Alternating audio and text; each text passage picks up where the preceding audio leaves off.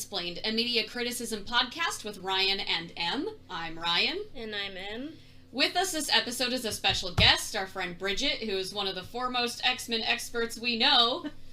Hi, I'm Bridget. I'm joining you from Olympic Size Podcast, which is unlicensed, unaffiliated, unapproved by the IOC, true history of the Olympics. So if you have any interest in historical sports, that's one to check out. Sports history! Yes. Sports history.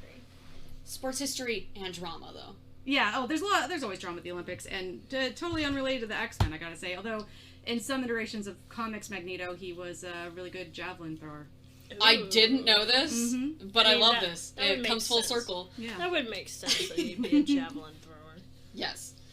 So, like we covered a little bit at the end of our I can't speak already. At the end of our Avengers episode, with each major crossover event in the MCU, we're going to take a little break to cover little bits of the multiverse before jumping back into the MCU proper. So, right now, with Avengers, we're popping into the first X-Men trilogy, and then we'll jump back into the MCU. We get to the next big crossover, we'll jump into the reboot X-Men, then we'll jump back into the MCU, and so on and so forth, until we're all caught up and all the multiverse stuff starts to fit into everything else. Woohoo! Basically just not only covering the MCU, but taking a breather to cover all the other Marvel stuff that isn't technically in the MCU just yet. I've started to call this the Marvel Cinematic MULTIVERSE. Yes. Because what else are you going to call it, really? I mean, that's what they're heading towards regardless. So, as you've probably gathered, and I know we spoke about this a little bit, this episode is all about 2000's X-Men.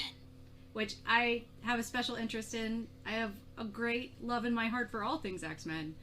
And I love these movies. I could put every caveat in it, but I'm tired of doing that because it's like, I'm not apologizing for the things I like. No, it's not a guilty pleasure, it's just a pleasure. And I know there's flaws, and I'm probably more aware of them than people who are not familiar with the movie. Yeah, I mean, it's true. I think no one knows the flaws better than the people who take the time to dive into it more than a casual viewer would. Yeah, all three of us are lovers of X-Men, and we have had to deep dive very much into the canon, both in comics, TV shows, and movies. So we are very well aware of a lot of the flaws, but that also makes us super aware of everything they get right. They get some things so right. I can't quit them. I love right. It might be a garbage can, but it's my freaking garbage can. Call me Oscar. I love it.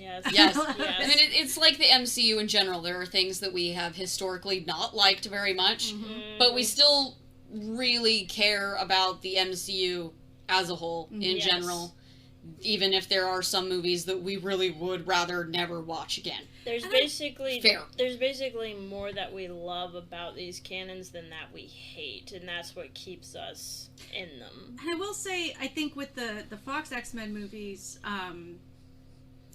the MCU, for all my arguments with how they do things, they are very consistent in general. Yes. And it's like you kind of know, especially and now that they've had so much time to kind of develop their style, you have a good idea of what you're going to get. Yeah. When you go to an MCU movie. Fox X-Men, I feel like has, when they really get it right, is just so much higher than what MCU tends to get. But when it's bad, it's really bad. It's so bad. But even when it's really bad, there's usually something in there I really like. Every once in a while. Yeah. We'll get to it. Yeah, we'll get to those in subsequent weeks as well. This isn't one of those really... I love this movie. I still do. It's like when they were finally doing Deadpool. They did Deadpool right. And they did, God, it's so good. And they did Logan, and they were starting to branch off into the genre X-Men stuff. And that's what I think that's what you mean, that when they actually push it and they get it right, it's so much more than what you were expecting. Yeah. And it's more than a lot of the Marvel movies, which kind of have gotten formulaic. The X-Men were at least trying to do different things. And I'm trying not to despair about what's happening because they're going to introduce X-Men into the MCU at some point. I mean, it's already happening. It's already let's be honest. happening. Thank you, Doctor Strange. We know it's happening. Yeah. But I mean, at some point they'll get like, headlines. Actual X-Men, yeah. And what that's going to look like, I honestly have no idea. I don't because I don't either. think the X-Men in general fit as neatly into the Disney vibe, especially not what they've developed with the MCU. Well, it's kind of like Spider-Man, where they basically had to take Spider-Man, and we'll get to this when we cover Spider-Man. I have very unpopular opinions about Spider-Man. Yeah. But what they had to basically do with MCU Spider-Man is make him baby Tony Stark. Yeah. And to fit him into the story rather than making him Peter Parker. Yeah. Up until really recently. Yeah, and I feel like they lost a lot of what made Spider-Man so special. Yeah. In the process. Yeah. So I am concerned. Yeah. But that's far away, and right now we're in my happy place, which Yeah. is the 2000 X-Men. I love it. I love this movie. But yeah. So I am going to include, before we actually get into a lot of the movie stuff, this episode may include criticism not only of the film, but the director. Yeah. He is incredibly problematic. Like, incredibly. More so than Joss Whedon, I would argue. Yeah. I'm not even sure that's really an argument, it's just kind of a statement. And may have mentions of toxic/harassing behavior on top of SA allegations. We'll try and keep it relatively brief, but if any of that is triggering, maybe just skip this one. It is okay. We want everybody to be like safe and comfortable with stuff. We don't want to screw with anybody's emotions or traumas or therapy or anything, so just skip it if that stuff bothers you at all, because I can't guarantee where it may or may not come up. So just FYI. So, getting into the actual film, X-Men was produced by 20th Century Fox back when this was a non-Disney entity, when it was still Fox. But the development for an X-Men film began back in 1984 when a company named Orion Pictures owned options to the rights. Okay. I don't even know if Orion Pictures still exists. They were experiencing a lot of money issues, which is why they didn't end up making this movie. They have popped back up recently. Maybe they're owned by somebody else. I'd have to look it up. Yeah, it could be like an art subsidiary or something. I do know that they were the ones to release Silence of the Lambs because of their opening. But I did recently see them pop back up, and it's because of that financial history that I was like, oh, I'm surprised they're still around. They're owned by MGM. Okay. Yeah, they declared bankruptcy in 95, and then they got bought by MGM. Okay, that makes sense. All right. Cool, we know. We did research. Quick little Google search. Through the late 80s, Stan Lee and Chris Claremont also had multiple talks to get a film produced with James Cameron and Catherine Bigelow attached, so Cameron would have been the producer, Bigelow would have been the director. And that actually would have been really cool. She reportedly wanted Bob Hoskins of Who cool. Framed Roger Rabbit fame as Wolverine. I could see it. I could see this working. It would be very different from what we got. It really would be very different. I think she would have made a great movie. I don't like the idea of Bob Hoskins playing. I mean, Bob Hoskins was 48 at the time. He would have been an old man Logan, I think. He would have had to be. Yeah. But I'm so used to him doing comedy that I think that would have just really would have screwed with me a bit. Wolverine's also funny. He can be, but when he's in a team, he's like a funny, growly, weirdo troll in the corner chomping a cigar. I totally see he absolutely is. Bob Hoskins pulling that off. That's fair. That is fair. I can kind of see that. Bob Hoskins has done a lot of drama. That's fair. You just haven't just seen only it. know him from Roger Rabbit. You just haven't seen it. He's got the range. He does have the range. She also wanted Angela Bassett as Storm, which I love. That would have been I wish. amazing. Oh my god. That would have been amazing. But obviously this movie fell apart and Obviously. never got made. And to clarify this for people who may not know, I know most X-Men people are going to know, but Chris Claremont was one of the foremost writers of the X-Men for years and years and years and years and years. He wrote pretty much every famous arc you can think of. Yeah. With them. Yeah, anything the cartoon covered, it was Claremont, basically. He's the one who gave Magneto the Holocaust backstory. Yes. Yeah. Yeah. Because before that, he was just a dude, a villain. He had secret base on the moon. He wanted to destroy humanity. He was like Doctor Doom with magnet powers. Yeah, it was not that they couldn't even clearly define back in the old comics. It was just like that's still it's magic with magnets. It's still kind of vague, but they tried to sort of a little more. But Claremont did a lot to change a lot of, particularly Magneto, make him an actual character and not just like a plot device. Yeah, because if I remember correctly, in the cartoon even, he didn't really have that backstory. Like, he and Charles had met in, like, the wake of, like, the Korean War or something like that. It wasn't clear. It was intentionally vague because it was near future. Yeah. Oh, that's right. So they, like, would have to change it all the time because, like, the... Yeah, because we actually did see, there was this episode where Logan and Storm traveled back in time together, and they found Charles when he was, like, still at university. Oh my God. Completely bald, and wearing a sweater, and I'm walking upset. around. No, give me James McAvoy's hair. We're not there yet, but give me James McAvoy's hair, please. James McAvoy's hair is gonna have its own bullet point in the notes for that. Yes, it will. Rest in peace. Yes, we had a hair-related breakdown when you know it will.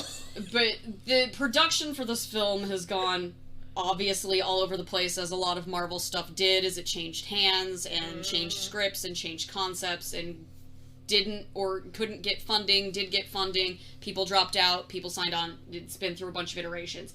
So in 1994, there was a script by Andrew Walker who included Magneto causing Chernobyl. We were talking about this before, and I'll explain why that actually makes sense. So, and this is one of those, like, details, like, you know, the real X-Men. No, I mean, like, people who are, like, super into the mythos will probably be aware that they have this thing in the comics where the introduction of radiation into the atmosphere with the atomic bomb is what accelerated the introduction of mutants into the human population, because more radiation meant more X genes. It's goofy nonsense science. Yeah, the child of the atom. Yeah, sort of but thing. It's been a thing for a long time in the comics. But so it makes sense to me that would be. It kind of relates to how this plot works. It comes from a different place, but it's still the same concept where if and I'm just assuming this is where they were going with it, not to kill people necessarily, but to accelerate the mutants being born into the human population by exposing more people to radiation. Yeah, and either turn them into mutants or make their offspring likely to be mutants. Yeah. I mean, instead, like, that kind of radiation just gives you cancer. So. And you become a gelatinous blob and die. Yeah. Yeah. Or if it's just, like, in the atmosphere, there's just more cancer in the population. Yeah. You know what I mean? Like, great. Yeah. Thanks, Eric. Thanks, Magneto. but it's just a weird little note to include. Yeah. He caused Chernobyl. You know, as you do. As you do. Weird timing for that also. Jesus. Right. Oof. In 95, there was a version including Magneto turning Manhattan into the mutant homeland. I don't see how this would work. These ideas are so... Like, there is a kernel of an idea, like, he has a mutant homeland. This is a thing Magneto does, but it's not Manhattan. What the hell? Yeah, he's a separatist. He usually goes for uninhabited places that he can then make into his own little mutant utopia. He doesn't try to take over human settlements. No. He wants his own Why would he land. want that? He wants his own place. I want my own island. Mostly he just wants to be left the hell alone. I really relate to Magneto a lot. I like him. You know, I got my Magneto was right shirt on for this special occasion. I'm a big Magneto stan. He did nothing wrong. This Magneto, on the other hand, cares a little bit less about being left alone, because he's a little more antagonistic. That's true. Just a little. Yeah, I have, like, there's, like, a range of Magnetos, and he's one of the more hardcore ones. The comics ones tend to be, depending on the writer. The comics Magneto tends to be way more intense than any of the movie versions. Oh, yeah. That's neither here nor there. Yeah. There was a version in early 1996 that introduced, like, a metric ton of characters, but somehow all of the villains were meant to be introduced in the sequel. So I don't know how you make an X-Men movie without villains, because, like, I get the soft moments. I like the fun, we're hanging out at home, doing whatever for a night thing. Fine, great, I love this. But at the same time, like, X-Men is not just slice of life. No. Not Maybe at all. It's very weird. Maybe the real villains are the humans we met along the way. Or it's just Sentinels and we did nothing else, but I can't imagine a movie in 96 with Sentinels in it. That would have looked so weird. Claymation. You know what? A claymation movie for X-Men of, like, the caliber of, like, the old Clash of the Titans, yes. I would have been very into that, actually. Directed by Wes Anderson. Perfection. Yes. Release the Sentinels. I could see that. But also, like, I mean, they had practical effects, like, and some CGI. You could make it work like the Terminator movies in the 80s, like. Yeah, because they did term the T2 in the 90s. Yeah, you could, but if you're trying to do the Sentinels, it's like these. They're big, but giant monolithic Godzilla villains.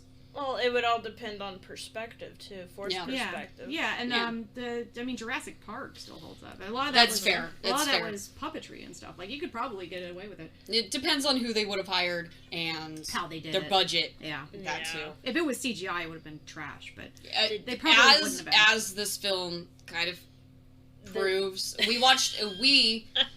Ryan and M watched a Blu-ray version of this for the first time because I'm used to owning, like, the DVD copy of this, and it doesn't bother me. But we watched the Blu-ray version of it, and it's, like, 2 HD, so you can just see how dated and, like, baby's first CGI project some of this comes off as. Some of these special effects do not hold up. Or the moments when they very clearly have someone on, like, a zip line to, like, pull them up in a way to make it look like they're jumping really far and fast out of, like, nowhere. But, like, the Blu-ray version, for some reason, like, speeds some of these moments up so they just look super weird. Like, what was it? Sabretooth jumping? Yeah, there was Sabretooth jumping in the snow, and then there was one specific part in, like, the train station that just looked absolutely bonkers.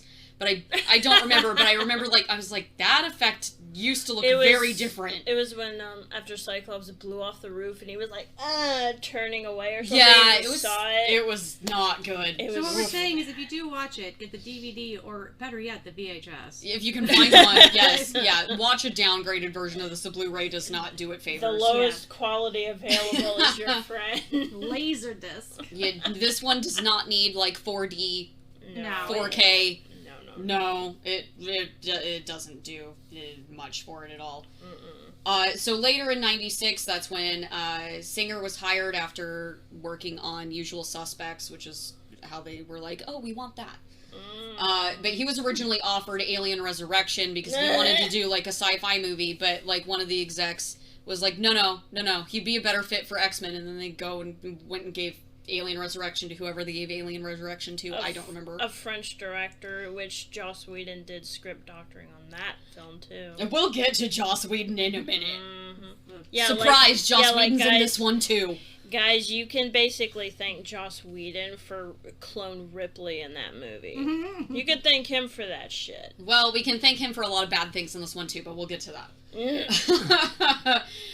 In 98, they were still having issues, like, writing the script, so Claremont had to send a memo to Fox about how to handle, like, the X-Men as a concept, basically. And Singer and DeSanto, who was the other guy given, like, a co-story credit on the movie, believed they had a, quote, perfect script, allegedly, due to their recognizing the Xavier, Magneto, Malcolm X, Martin Luther King Jr. allegory, except that I argue with that so much because I don't think that it's that clear of a metaphor. It's not at all. I actually have something to say about this. Good. Because that is a thing that Stanley has claimed, but makes no sense. And he didn't do that. It was myth making after the fact, which Stanley's always, one thing he was really good at was shining his own horn, or whatever the term tooting his own horn, shining his own star, whatever, making things seem better than they were at the time. But, like, yeah, people, the thing that is said is that Magneto's Malcolm X and Xavier's Martin Luther King Jr. Yeah. But it is an insult to both men, both real men. Yes. Because Martin Luther King Jr. was not the sort of what's the term I want to use? Like, assimilationist, I guess, is the best term. Like, that Charles tends to be. Yeah. And this is not I love Charles, but his stance on everything makes sense based on his life experience and the kind of lifestyle that he had, what he came from. That he would think that the sort of things he's trying to do make sense. Yeah. But that is not what Martin Luther King was doing. And Martin Luther King was a socialist. That's the thing that people try to he also cover wasn't up. the pacifist that white people, let's be honest, try and claim he is around his federal holiday. Yeah, he wasn't practicing civil disobedience does not mean that you're a pacifist and you don't agree with fighting at all. It just means you are taking a different means of combating. And a lot of what Martin Luther King was doing was using the power of media to create pressure on the people who are abusing them, which is not something Charles does at all. No, he has Gene go and do his speech for him. Yeah. He aggressively doesn't do that. Which I never understood. They make him a hella pacifist, which is not the same thing. And Malcolm X was not a comic book villain. No. And he did not advocate for the same kind of civil disobedience that King did, and he had but he was not a violent person. He was not advocating for war. No. And it's definitely an insult to both real men and what they actually did for their cause. Well, and it's also like an insult to be equating the Brotherhood of Mutants, which this movie very conveniently leaves out the evil from that title, with the Black Panthers. Yeah. When Marvel has a comic named Black Panther to directly combat that garbage, it's not a good metaphor, and I've never liked it, so I'm definitely with you on that one. I think the comic Black Panther actually predates the Black Panther organization. Oh, does it? Mm-hmm. Okay, well, I'm into that. But even then, Marvel still has another comic book named this that doesn't do that. But you're gonna sit here and argue that the very complicated figure of Magneto is this real-life guy. I get that you're trying to make things a little more realistic, but it's you don't need to claim this. No, it's because they were trying to make your victimization narrative, your not victimization narrative, your persecution narrative work here. The talking about injustices and people being persecuted, and there is a word that I want here, oppressed. Yeah. People being oppressed in a social context, you don't need to immediately equate that with black civil rights. Yeah. I think ultimately what they were trying to do, and they did it poorly, was that they were dumbing down. They were basically doing an X-Men for dummies. Yeah. And they thought that was the most convenient metaphor they could come up with. But instead of breaking one. it down in a better way. It's basically, you get there if you don't understand the civil rights movement or the X-Men. That makes sense. Yeah, you definitely get there. But also, I did another quick Google search, but the Black Panther comic book debuted in July of 1966, and the Black Panthers political organization was founded in October 1966. Oh. So the comic book actually predates the political organization. I hope that they took the name from the comic book. I honestly don't know. That'd be really funny. It could go either way. I'd be very into it either way. Yeah. I'm very into it. And then, on top of all of this, they still did script rewrites after this, obviously, so it wasn't a perfect script by any means, which I'll get into with writing.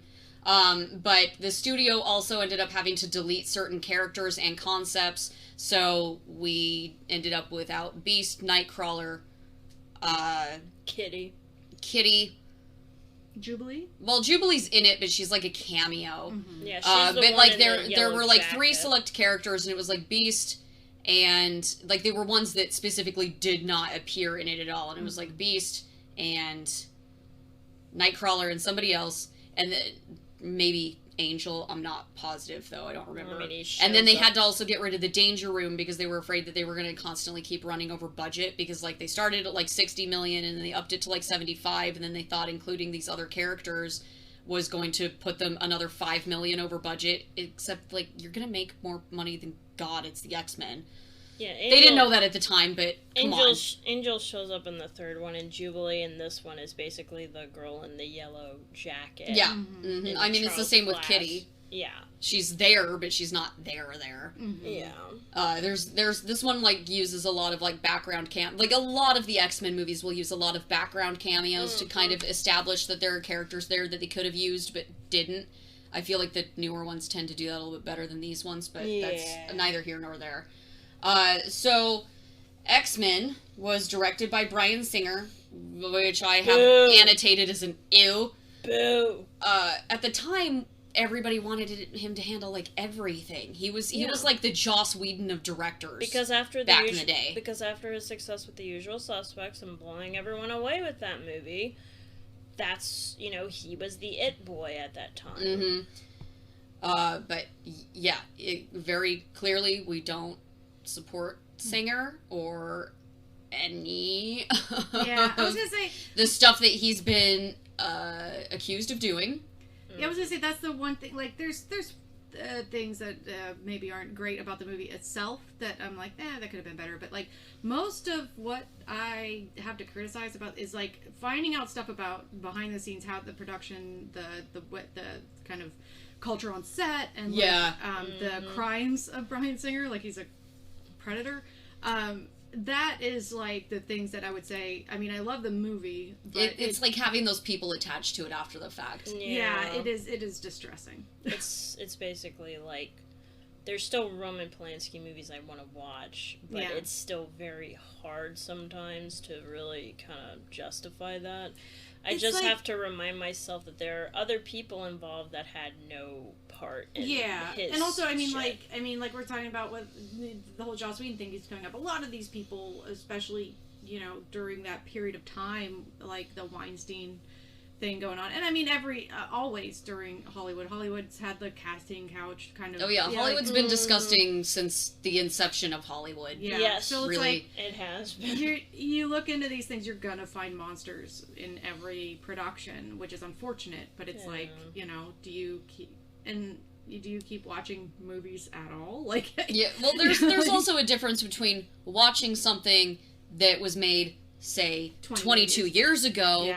And recognizing that there is screwed up stuff about still having certain people attached to it versus still supporting those people making things in 2022. Those are very different arguments, I think. So, like, watching some old classic movie made by someone who's incredibly problematic or whatever is not necessarily the same thing as advocating for said problematic person to be making a new film. Woody Allen. Yes, exactly. Exactly. Like, actors still signing on for his crap need to stop. Please. But if it was stuff that was done like 10 years ago, if you're not still doing that, I have a different view of that than if you're someone who's signing on to do it currently. Right? But yeah, we're not here for Bryan Singer, and it's unfortunate that we have to keep mentioning his name because he's here and he's attached to it. It's kind of like Joss Whedon. He's given a co-story credit with Tom DeSanto, though the screenwriting is credited to David Hayter, who we've previously covered. He's the voice of Solid Snake. And then he does, like, a bunch of writing. He's done a lot of stuff for X-Men. He did X-Men 2.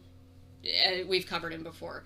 The thing with this movie is that the writing had been also covered by a lot of different people over all of these different incarnations. Even this specific film also had other people whose scripts were, like, used in pieces and parts.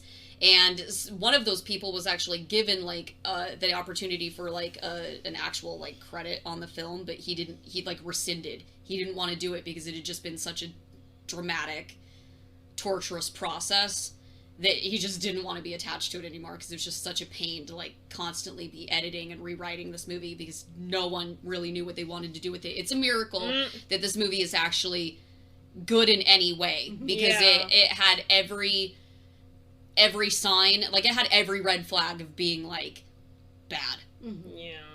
And most of the stuff that we had issues with when we were watching it last night was, again, because it's 22 years old.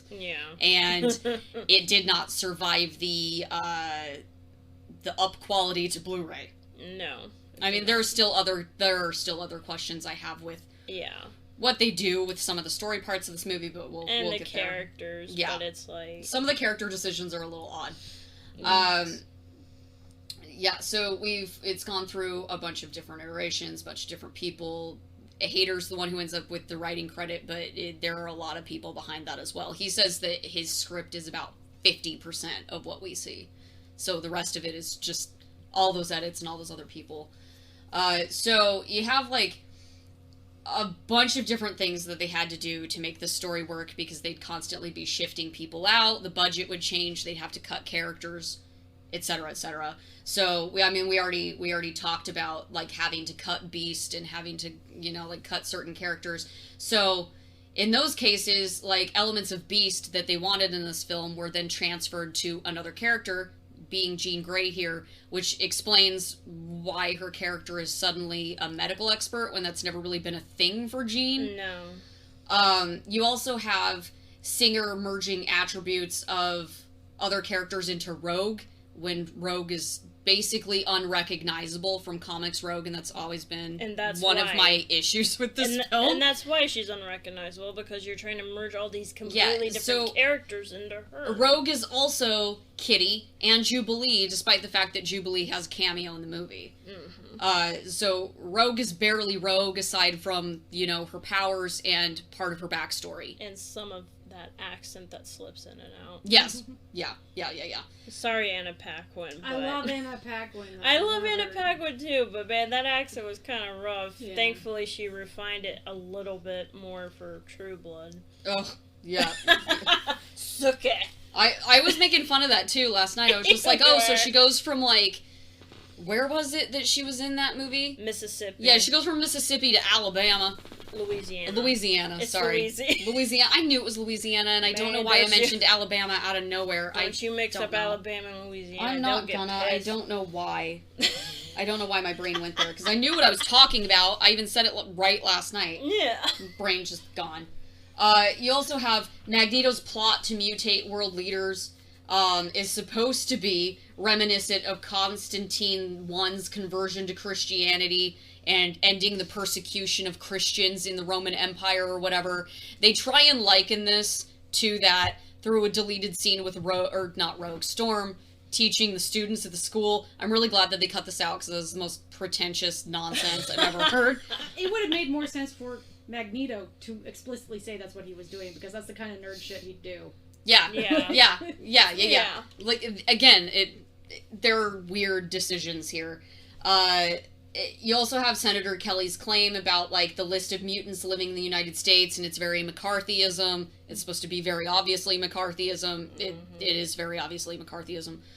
Except because he's making up all these fake claims about, like, but what if they come into our homes? Like, this girl can do this. What if she comes into my house? I mean, he's basically, like, the Lindsey Graham of the X-Men. Oh, I hate it. Yeah, he's in the comics too, right? He's the one who has them. Senator Kelly's like the one that turns into a good guy, if I remember correctly, because he's the one that they have the plot to assassinate. And that in the cartoon, I remember that being about like Bishop and Gambit. Yeah. And they keep blaming Gambit for the assassination when it was Mystique pretending to be Gambit. And, like, they had to keep, like, Bishop had to keep coming back in time to, like, try and stop this assassination of Senator Kelly. And because they end up saving Senator Kelly or whatever, he, like, immediately pivots his, like, views on mutants. So, like, he ends up becoming, like, a pro-mutant guy, so their turn here in this movie is very odd for Senator Kelly. In this movie, they're like, we don't have time for this. We're just gonna, like, forcibly mutinize him, Captain, and then he's just gonna turn into a puddle of water.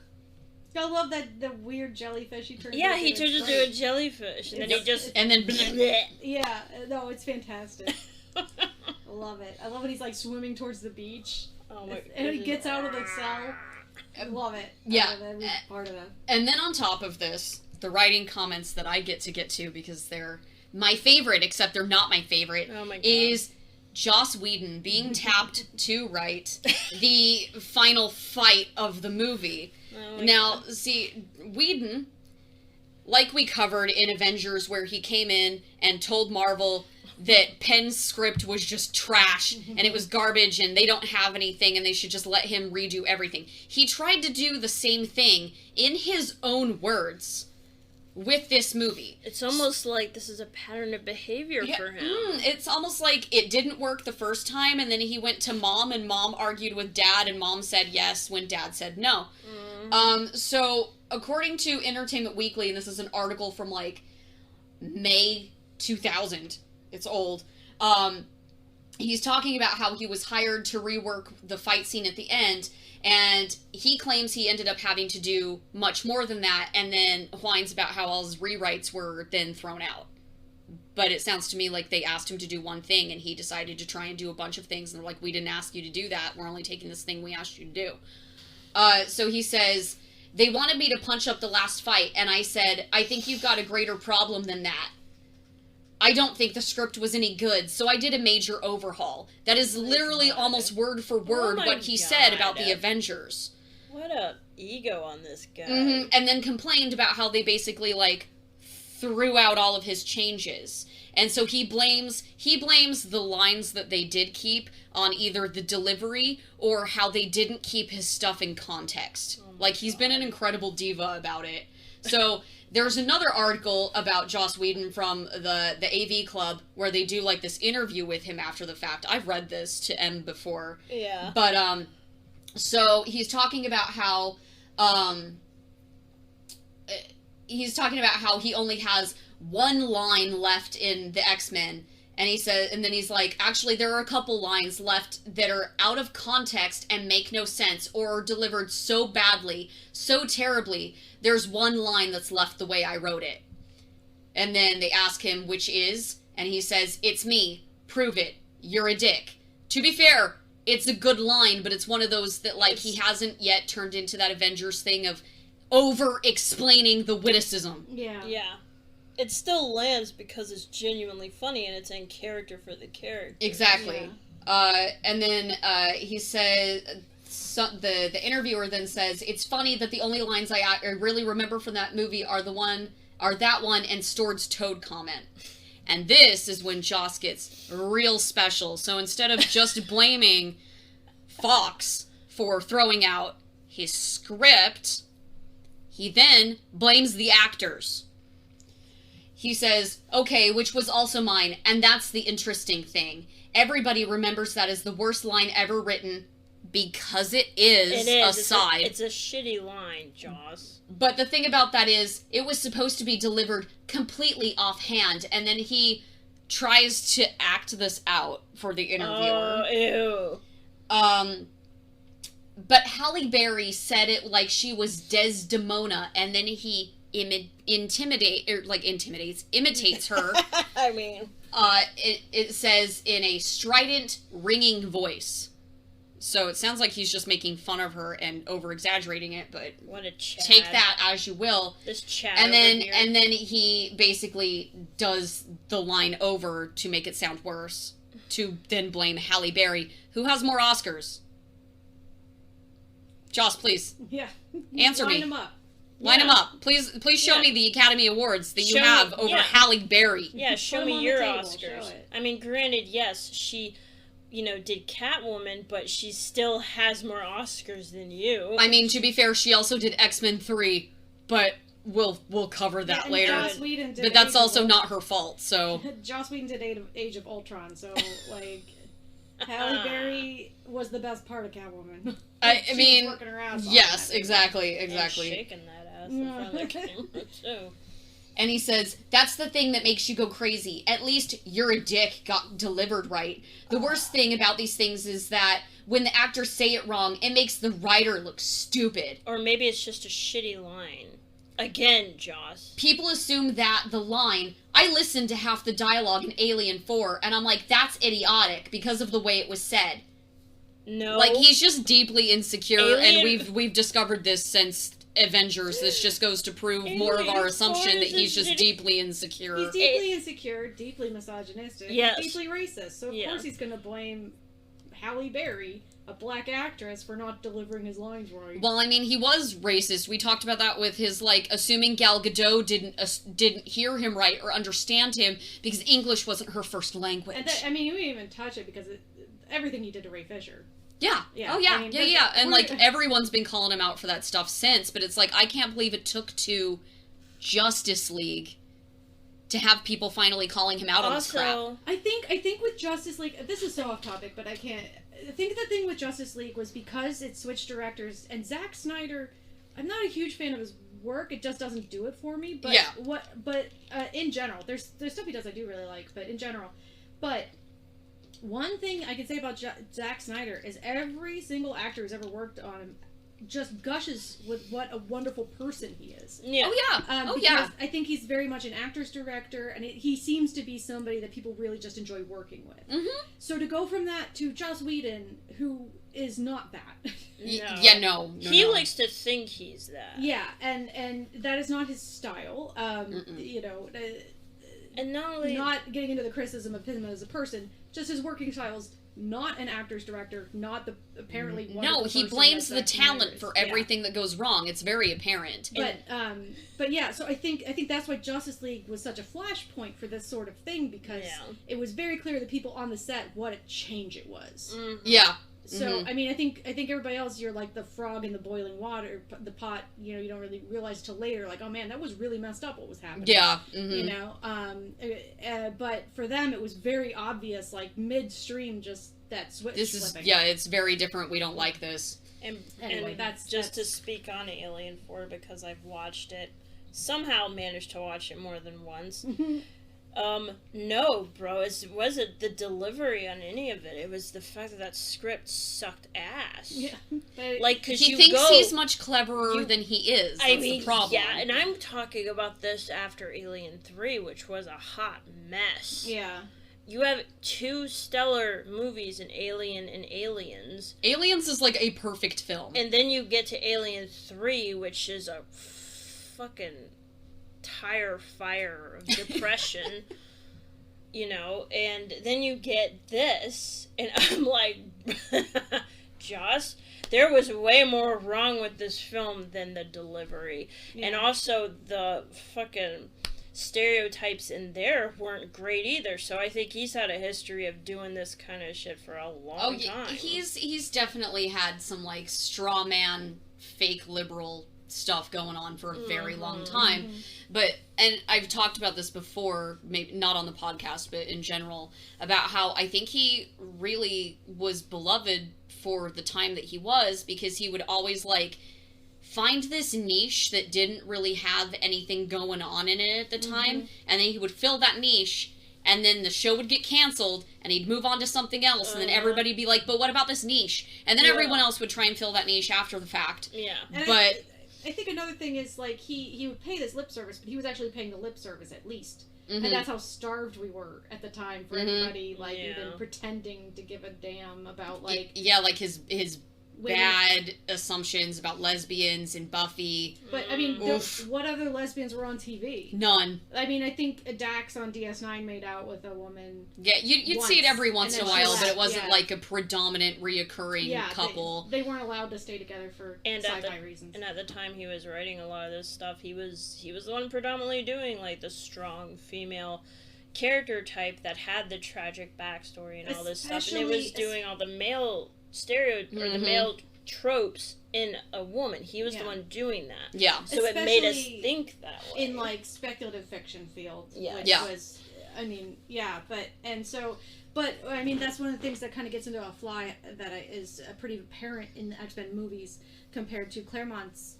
comics, where, I mean, this is one of the big issues if you look at the adaptation, that the women in Claremont's comics were so well done and so important, and really the heart and soul of that team, and then they, in all of the movies, they get kind of shoved to the side. But especially in these early ones. Like, as much as I like these early movies, and to be fair, I like X2 much more than this movie. X-Men 2 is fantastic. X-Men 2 is one of those, like, perfect comic book movies for me. X-Men 2 is one of those few sequels that's superior to the original. But this movie in particular, like, I kept noticing how much they kept damseling Jean. She couldn't, like, she had been a student with Xavier for how long, and she didn't know how to control her powers. Yeah, it acted like she barely knew how to use them. And had to have Cyclops or Dad tell her what to do. Or Rogue, really, I mean, like, Rogue was a teenager, but, like, their choices with Rogue were really weird because they also made her, like, so deeply insecure that that was her whole character. And then they kept damseling Storm, too. Like, she almost got choked out in one scene. Yeah, she gets, like, that one scene of being cool, and then, like, yeah, it's just, I feel like these early movies did not really pay the... No. They really pay the didn't. due to the women in them that the comics did. Yeah. And also, I mean, like, the part that was just, I mean, think about 20 years ago, it's kind of shocking, like, how deeply misogynistic a lot of pop culture was. Oh, yeah. So, it didn't seem as bad at the time. Like, if you were really familiar with the comics, it was disappointing. Oh, yes. But it didn't seem as bad as it actually is because we didn't have a whole lot, especially because I was young. You didn't really have girl superheroes at all, so I was, like, stoked to have them in a movie, period, right? Yeah, like, I think that happens with a lot of generational stuff, where, like, if you grow up in the 80s or the 70s, you don't realize how messed up a lot of that shit was until you look back on it after several years. It's like all the stuff from the 90s that we didn't think much about, we look back on it now and it's like, ooh. Or maybe if I was a little bit older and a little bit more aware, but like at the time I was like in high school, like I didn't get it. Yeah, I was still very performative as a geek in high school and some of college, where I was just like, well, geeks are into this thing, so I'm into this thing. I mean, I was just getting into yaoi with Gus. It was like, oh wow, it's a whole new world. God bless compared you. to what I was, raised on. Yeah. Yeah. This is why I was so surprised when I was Revan in KOTOR, because I played as a woman, and it never occurred to me that a woman could do that. I talked about this earlier. That is so far off topic. That's a video game. That's a 20-year-old video game. We're not talking about that. Well, we're talking about a 20-year-old movie, so... Yes, so stay on topic with the movie. Don't get me started about Knights of the Republic. I mean, it makes sense because, and based with this movie, this was the first time we'd ever actually seen it adapted on the big screen. This is the first time we're seeing these characters like this. And I think it does go hand in hand with the fact that, at the time when it came out, we thought it was amazing, but looking back on it now, we're noticing all of this stuff that just does not hold up. Yeah. Or it could have been done much better. I still love it, but it's like, that's one of those things that, you notice maybe grandpa's saying things that you're not comfortable, that are kind of like in that you maybe shouldn't, but it's like, how much are you going to criticize grandpa at Thanksgiving? Well, this one is one of those where it's still more iconic to me as holding its place in film history than, say, like the Avengers is, and I get that it broke all these records and it is supposedly iconic, and there are really good lines in it every once in a while, but this movie actually is one of those iconic things where it's like, yeah, there are weird, questionable things about it, but... It's because of the success of this movie alone that we even have the MCU at all. Yeah, exactly. because, before that, the concept of comic book movies were very, cheesy. Howard the Duck. You look at the old Chris Reeves Superman movies, they're rom-coms. They're, romantic comedies with a flying guy. And, the old Batmans were either, Adam West. Adam West, or, Schumacher comedies... Or your too dark gothic Tim Burton. Super camp. Yeah. They're all and then X-Men was just something so different. Yes. And more like an action movie with people that seemed very real, except they had this superpower thing. And it was a really revelation. It was. Okay, so we should actually get to a summary of the movie. Did you want to do the summary of the movie? I can do the summary. Let me see. I had this pulled up and then I was screwing around my phone. It's fine. I lose my place in the notes all the time. All the time. Summary. X-Men is the story of a world slowly discovering that the human race is evolving into having superheroic-esque abilities, centering these gifted people as a new species separate from Homo sapien, Homo superior. Unfortunately, humanity doesn't take this news in the best way, and we're introduced to a variety of perspectives on these, quote, mutants, the unfortunate colloquial term used instead of the specific scientific designation, from those coming into their powers during puberty, those hiding their powers, those trying to advocate for civil rights, and even those who oppose these viewpoints, whether humans or other mutants themselves.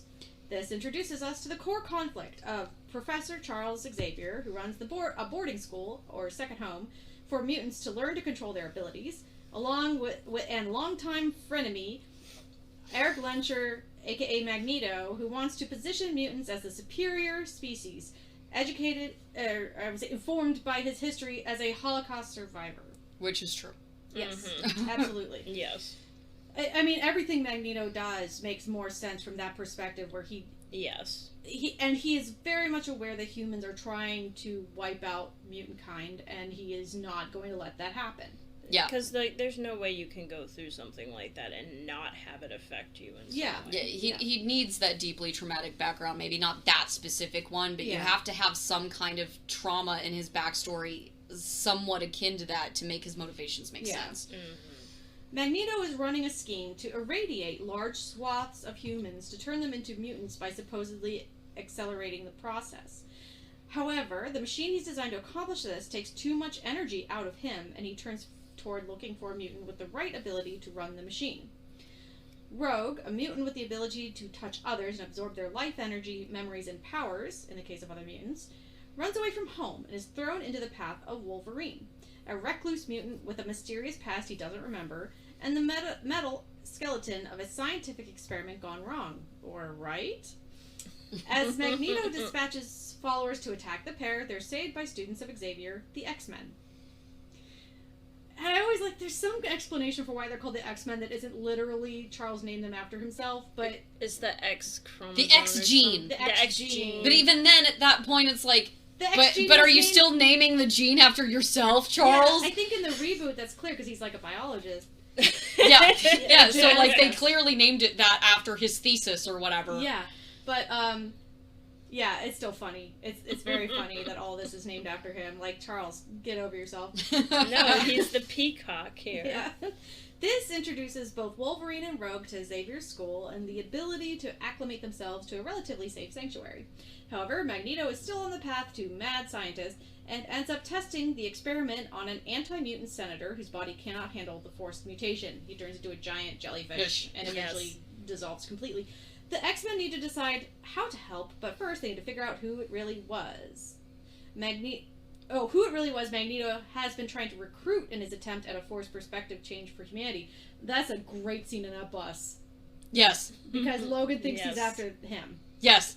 And then, surprise, he's not. Yeah. What a twist. And then, I think it's like Magneto's just like, who the heck do you think you are? Like, you're not special. I don't care about you. He just swats throws him away. him. Every time Magneto just swats Logan away like an annoying mosquito, it's the best thing. And that's the thing I said, Loza. Like, that's not even the last time he does that. Yeah. And I mean, I feel like it's so obvious to most everyone but Logan that, like, Magneto was not actually after Logan, and I feel like it's giving Charles this, like, huge idiot ball to be like, oh, but what could Magneto possibly want? Charles, you're not stupid. You're, like a genius, dude. Like, figure it out. Also, Scott has to point you know it this out dude to better him. than, like, everyone else on the planet. Like, but he started wearing that helmet, so I can't read his mind anymore. And how do I know what he's doing? Learn how to read people emotionally, Charles. You're better than this. That's the real reason I'm a genius, because I read everybody's mind. And I can pause them while I figure things out and they don't even know. I love, like, the idea of Charles just using his powers in the most petty ways to make himself look better. I can see it more with McAvoy, honestly, than I can Pat Stu, but yes. Pat Stu is a little more gravitas in the role. Like, McAvoy's just, like, kind of a little more manic. Oh, especially in First Class. Oh, yeah, and Days of Future Past. Although he doesn't have it. Yeah, never mind. He does have his bitchier moments than Pat Stu. Pat Stu just comes across way too... wise. Yes. Pat Stu is the Richard Harris Dumbledore to McAvoy's Michael Gambon Dumbledore. That's really how I feel about this. Where, like, you have this dude who could play the character well, but then you get into the character being, like, grittier and deeper than just the, cool old grandpa man. He's a little messy. Yeah, yeah. Once you get into him being a train wreck, you have to have a different actor to handle the train wreck. And I also love, like, Ian McKellen has basically said when he plays Magneto, he plays him specifically as Charles's ex. Like, that's really informing his performance a lot. I mean, you can tell. Yeah, he also very specifically plays him as pretty queer. Yeah, you he definitely plays him very gay. He also I feel like he channels a lot of his villainy from the Scarlet Pimpernel that he did in 1982. I felt that a lot going back to this. The irony being that Michael Fassbender's Magneto is like banging all these women and popping all these kids everywhere. And I'm like, he has babies everywhere. I mean, Magneto in general has babies everywhere. Yeah, to be Magneto's fair. like trying to increase the mutant population personally. It's true though. He's on a mission. But ironically, he doesn't like half those kids. Yeah. Oh yeah. He doesn't even know No, he they loves all his exist. children equally. Though he doesn't care for Pietro. Yeah, he doesn't like Pietro. But yeah. Yeah, I don't know how much Pat Stu was in on their exes thing. Although he probably was game. He and McKellen have a great. I mean, like, relationship. yeah, they're like they're old very buddies. close buds. Yeah. Yeah, like McKellen officiated Pat Stu's wedding. That's so cute.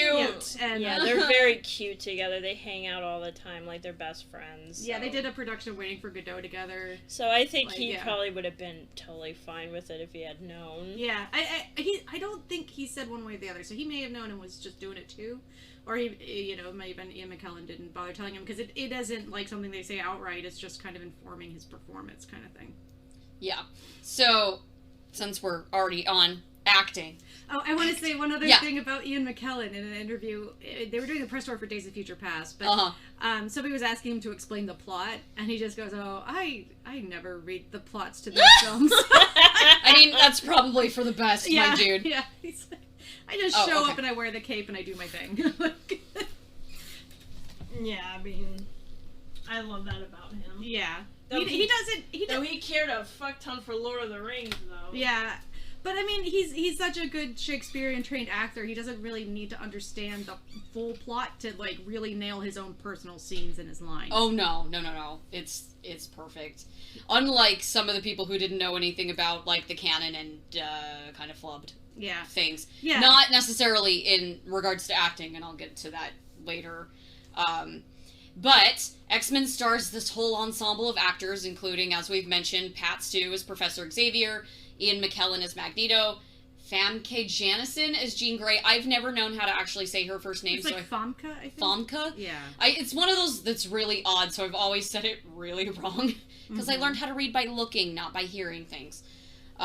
James Marsden is Cyclops, Hugh Jackman is Wolverine, Anna Paquin is Rogue, Halle Berry is Storm. We already talked about Halle Berry.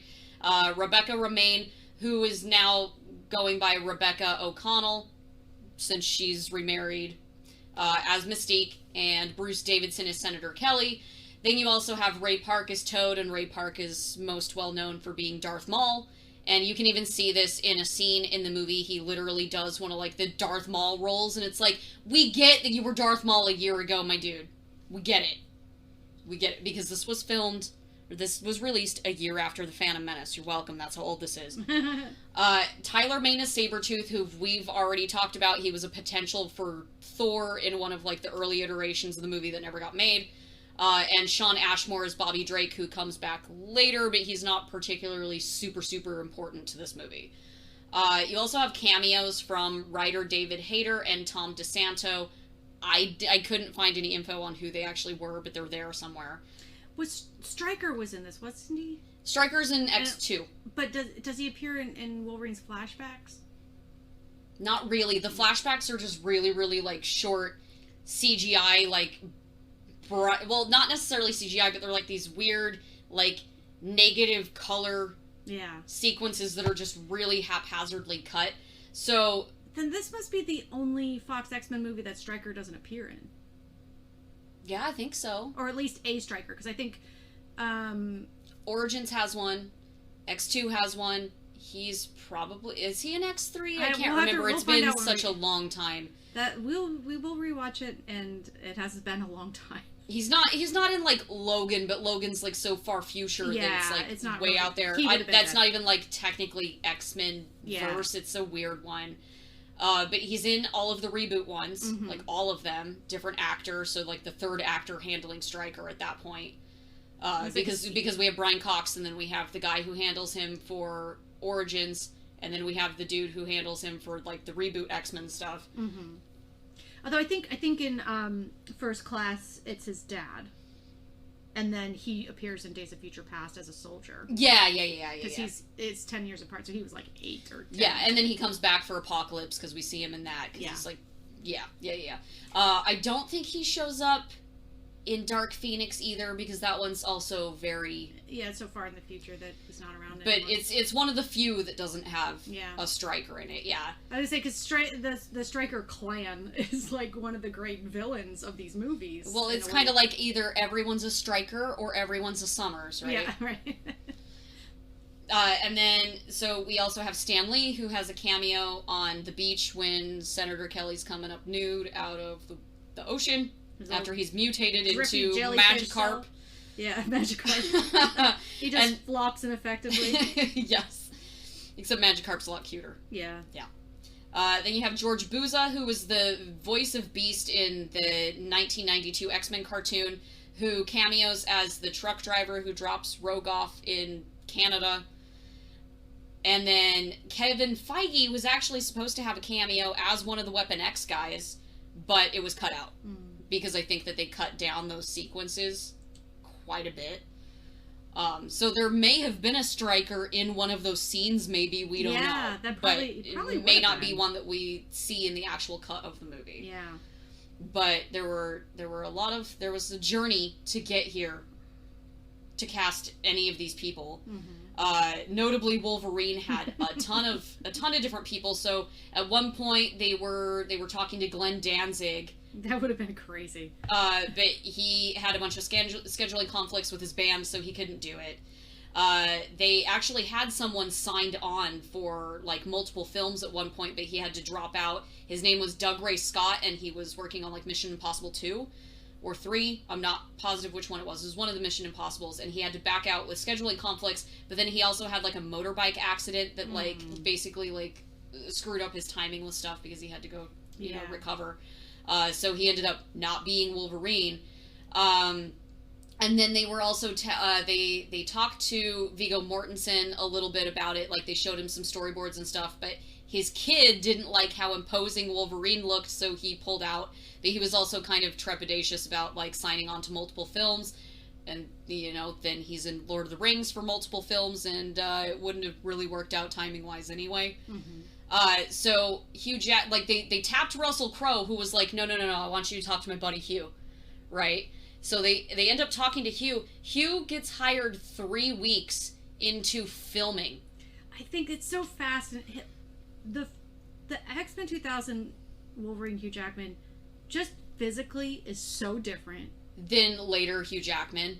Yeah, he, and even X2 he doesn't look like he does in later years, but like because he didn't have time to bulk up the way he did. Oh yeah, we were even talking about that last night when we were watching it. Like he's fit, he's strong. He's definitely fit, but he's not jacked. Yeah, he looks like a human who's like goes to the gym regularly. Like he's very fit, he's very strong, he's very athletic clearly, but he's not the huge muscle bound dude that he ends up being. And I don't know, I feel like I like it better when he looks like a person. Like, yeah, it feels a little incongruous to make him like this bodybuilder guy who looks like Thor over here, right? Like, Wolverine isn't necessarily meant to be like jacked and ripped. He's just a small tank of a man. He's also supposed to be like 5 feet tall. So yeah, like, he's supposed to be really short, and that's why it's easy for Colossus to chuck him around all the time. Yeah. But Hugh Jackman's obviously way taller than comics Wolverine, but it's fine because he ended up being so iconic to the role that they didn't really do anything. It's going to be very weird to see them try and recast Logan. They considered doing it with one of like the reboot movies. They were going to cast Tom Hardy, who I can see, but it's still going to be really weird to have them like recast it when they do X-Men stuff in the MCU. It's going to be very odd. It's going to have to be really weird when they recast everybody. Yeah. I mean, it was weird enough for me when they tried to recast Xavier for later Legion. Yeah. I did not like that. Yeah. I also really didn't like that they used Viserys from Game of Thrones, who I can't see as anyone but Viserys from Game of Thrones now. But yeah, that's going to be really weird. So they took forever to hire someone for Wolverine. Like, they were 3 weeks into filming the movie before they had a Wolverine. Pat Stu was approached early on for Xavier because of like his previous work with Singer. And he's a pretty famous bald actor. I mean, yeah, and he's Pat Stu. But there was another actor who did try to, maybe not audition, but he did try and like get his name in for the part? Michael Jackson. Michael Jackson wanted to be Charles Xavier. I don't know how to feel about that. I don't feel good about it. Obviously, like, the studio did not take this seriously at all, Yeah. obviously. I mean, like, you get Pat Stu, you're not looking at anybody else. Yeah. I mean, it would have fit more with Bryan Singer. Yeah. Oh, yikes. Yeah. Woo! It's true, though. Ooh, we only need one of these. Well, we need negative one of these on set, but 2 is too many. Yeah, you don't need to add more. 2 is way too many. Yeah. Anna Paquin ended up dropping a role in this movie called Tart, which I've never heard of, for Rogue. They also considered Rachel Lee Cook, who turned it down and then later regretted turning it down. I can't imagine why. And then they also tried to tap Charlize Theron for Jean Grey, and she turned that down. That would have been interesting. Yeah, but do we have any other notes on, like, the acting in general? Rebecca O'Connell, but at the time Rebecca remained Stamos. I think she was. Yeah, she was still married to John Stamos at the time.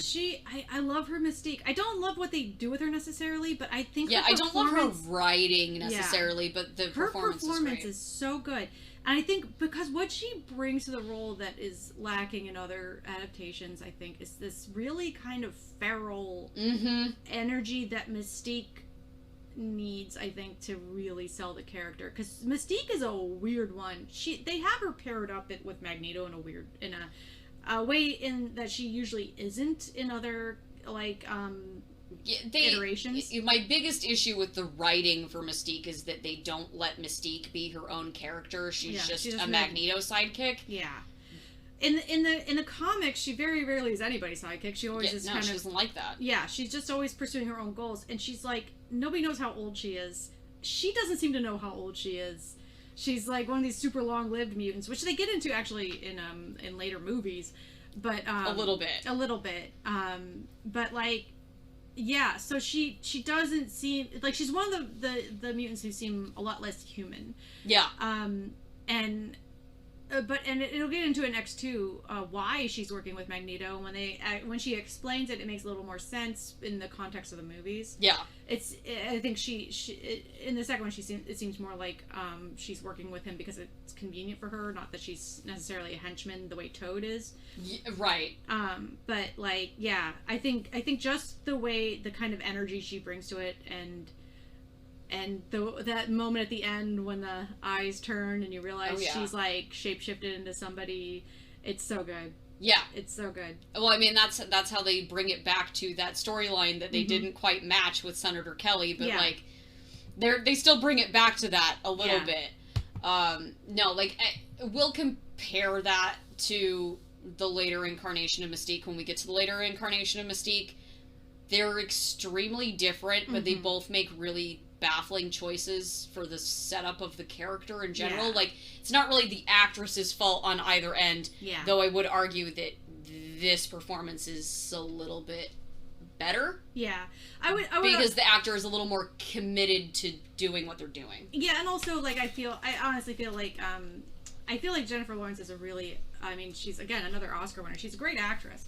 I think she was miscast. Yeah. Yes. And I think Rebecca O'Connell is much better at kind of capturing the role in the way that I want to see it. Yeah. I mean, like, I've said this about Jennifer Lawrence before. She really lucked out with the Hunger Games because I think she is far better when she's in really boisterous, loud roles. Yeah. Doesn't necessarily need to be comedy, but, like, very quiet subtlety is really not quite her thing. No, she was great in Winter's Bone. Well, that's all it is. That feels like the outlier, though, because the one that she actually won the Oscar for was a very loud, verbose role. It's the same one with her role in American Hustle. Like, she gets a lot of nominations for those, but Winter's Bone is like the one exception. Yeah. That she seemed to be able to actually handle something a lot quieter. It's just something about this role in particular that just didn't really connect with her or something. Also, I don't know. The way they wrote her was bonkers. Like, I think it really is. It really rubbed me the wrong way. And also, like, from what she has said, it sounded like she was having a pretty miserable time on set, which I believe, because a lot of the problems that happened in 2000 were still going on. Oh, yeah, for sure. Which doesn't, I mean, if an actor's miserable, they're not going to put in a good performance. We'll also get to this with X3, because there was some mess of stuff with X3 as well. who has a different director, but similar problems for the cast. Mm-hmm. They were really awful to Elliot Page. Yes. Yeah, that in one particular. Mm-hmm. Yeah, but I think that's mostly what we had for acting. Did you have anything you wanted to add for acting? I feel like James Marsden, I feel like they wrote Scott again. They wrote Scott in a way that makes more sense with the cartoon. Yeah. Even then, I feel like the cartoon Scott had more of a personality than this one does. Like, he constantly looks to Charles to do something. Yeah. He comes up very stiff, when even in the cartoon he had more sass to him. He whined a lot more in the cartoon. I mean, you could be a Boy Scout without being rigid. But I feel like James Marsden, he was really, apparently he was a big fan. Like, he really wanted, and I feel like he was a good, he could have been a much better Cyclops than what he got. Yeah, he could have been. I feel like the writing failed him in a lot of ways. Honestly, you look at the cast, and the cast is stellar. Like, the cast was stellar at the time, and a lot of Hugh Jackman was largely unknown outside of Australia. And now he's Hugh Jackman. For the longest time, I genuinely thought he was American, because this was the first role I ever saw him in, and I had no idea he was Australian. I flipped out. I didn't either, because the next thing I'd seen him in after this was his, like, PBS version of Oklahoma. Oh, yeah. Where also he does not sound Australian in that, because he's singing he's singing a musical about Oklahoma. Like, the same thing happened with me and Joaquin Phoenix, where I genuinely thought he was British, because the first thing I ever saw him in was Gladiator. I thought he was British, and I also thought Cate Blanchett and Jeffrey Rush were British, when no, they're not. But yeah, the cast is really, so, like, if there's any, I feel like they could have done a lot better with better material. They seemed really committed. Yeah. And it seemed like it could have been, I love them. What I love about the movie is, like, the stakes seem so low in this movie. It really boils down to this one girl and this one guy's plot, and then he's not even necessarily trying to kill people. He just wants more mutants. Yeah. He's like, yes, more mutants. You know, and the point, Magneto's ultimate goal is to protect mutants. He's not trying to necessarily kill anybody. Yeah. He will, if somebody gets in his way. He's not above it. Like, he's definitely willing to do that. But that's not ultimately his goal, and especially not other mutants. He really doesn't want to kill other mutants. And I feel like they almost implied that Senator Kelly was going to come back somehow, because, like, when Storm tries to come to him about Senator Kelly dying, one, he doesn't really believe it, and two, he kind of gaslights her and the audience into making us think maybe he didn't actually die. Yeah. Yeah, I mean, this version of Magneto is darker and more ruthless than the Fassbender Magneto, I would say. Yeah. And there was reasons why they did that, but it comes out more in X2, I think. In this one, like, his ultimate goal is not necessarily all that nefarious. He's not trying to end the world. No. You know, it's more, I would say, like, it's funny, like, when you think of the evolution of superhero movies, like, compare this to, like, Endgame or something. Like, what are they actually fighting for at the end? Who's actually fighting? Yeah. And it's really clear what they are doing and why. And, like, and the fight might not be as, like, bombastic and over the top but, like, it does actually kind of nice. Yeah. In comparison to, like, these movies that spend an hour on the final fight scene, Avengers. Yeah. It feels more isolated and contained. Yeah. Really, it's X-Men infighting. Yeah. It's just, and I mean, you can say the same thing about X2. I mean, you have a military coming into, like, the school or whatever. Yeah. But largely, the movie is about X-Men Stryker. Yeah.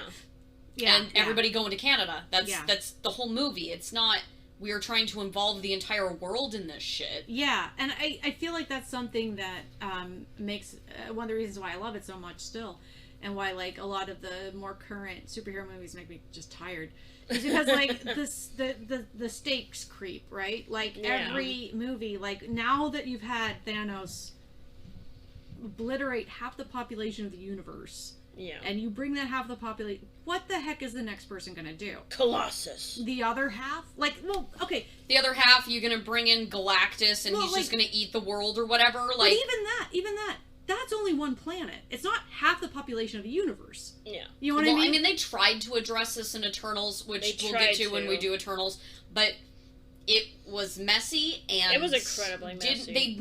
They tried to offer a half-assed explanation for why they weren't around for Thanos, or were around but didn't do anything. Yeah. But really, ultimately, it just kind of falls flat, and it doesn't really, it's not really an explanation for anything. Yeah. So it does get to a point where it's like, you can constantly keep referencing what happened in Endgame and Infinity War all you want, but you can't up the stakes higher than that. Yeah. Yeah, like, Eternals just felt very unnecessary. It felt like these side characters that no one knew about, no one really cares about. Oh, they didn't do this, nothing that they interfere with even matters. Then why are they even here? Why is this even a thing? Yeah. But well, like with the X-Men, where they have, it's a similar kind of concept, right? You have this like kind of dysfunctional family full of people with superpowers. That's what it boils down to. But they're on the margins of society for a reason. Yeah. Because they've been rejected by society. And they're having all this infighting about what to do about it. Yeah. So that works better in a way to keep it from getting into that stakes creep. I feel like because it's more personal. They're fighting for like their own continued survival. But it's also like, when you look at all the different arcs of X-Men, this feels like the most simplified story they could tell. Well, I mean, as it's a first starting outing. out, yeah. Yeah, and you want a simpler story when you're starting out, because you're introducing all these characters to a lot of... I mean, X-Men is arguably, along with Spider-Man, Marvel's most famous properties. That's why they were sold to other studios and why Avengers weren't. Like, Avengers now is much better known than it ever was. Because they created a fandom for it. But most people didn't know. Like, you kind of knew about some of the people who made up the Avengers every once in a while. Like, people have heard of Captain America. People had heard of Thor. People had kind of heard of Iron Man, maybe a little bit. People had definitely heard of the Hulk because he had a TV show. Yeah.